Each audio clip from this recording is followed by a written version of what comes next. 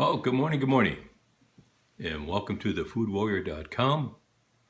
I'm David Michael Coloris, and I'm the Food Warrior. I'm telling you, the more I do this, the happier I become. It's like doing a show all for yourself. But anyway, I want to. I know thousands and thousands of people have heard of this book, The Four Agreements by Don Miguel Ruiz. It's a wonderful book, but 99% of the time, I found I've only read it once. And I think you would have to be a genius to actually conceptualize everything Don Miguel was attempting to share with you. Because the book in itself, the brain, would make it very difficult to wrap around the concept. It starts off with the salmon,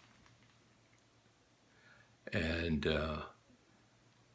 he's dreaming that he's sleeping in a cave, and he wakes up, and he looks up into the sky, and sees all the stars, and to him he realizes that he is like the star.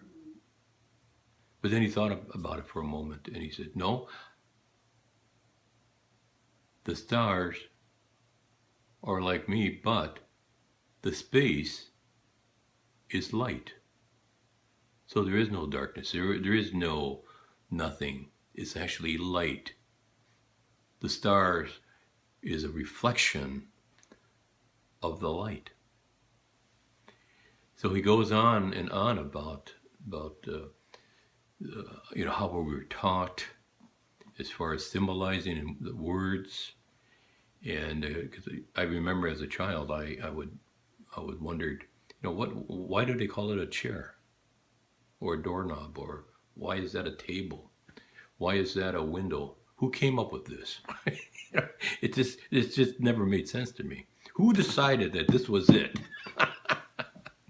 Well, anyway, getting back to the agreement, the four agreement. Number one is to be impeccable with your word.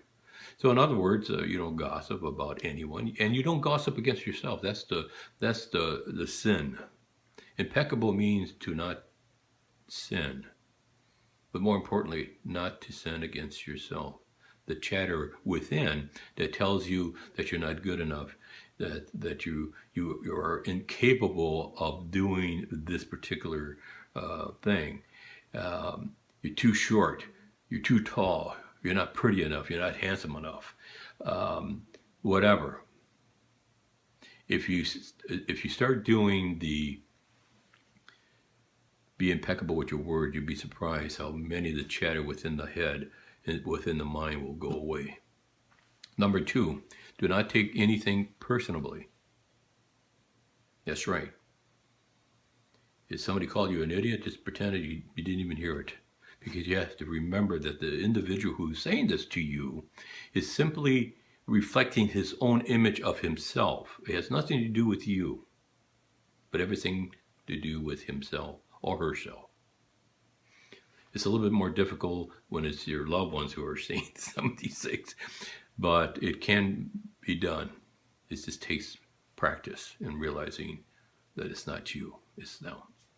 And number three, do not take anything, do not assume anything. Sorry about that. Do not make assumptions. That's number three.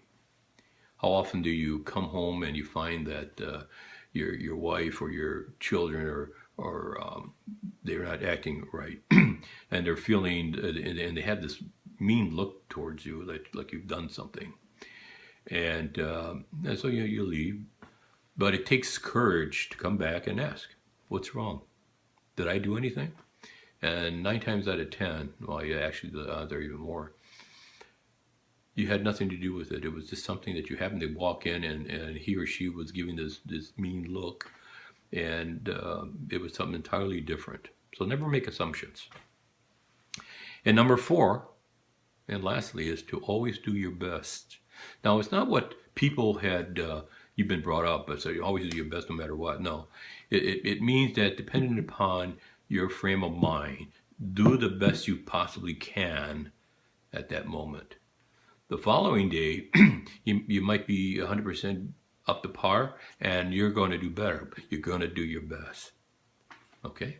So get that book, The Four Agreements by Don Miguel Ruiz.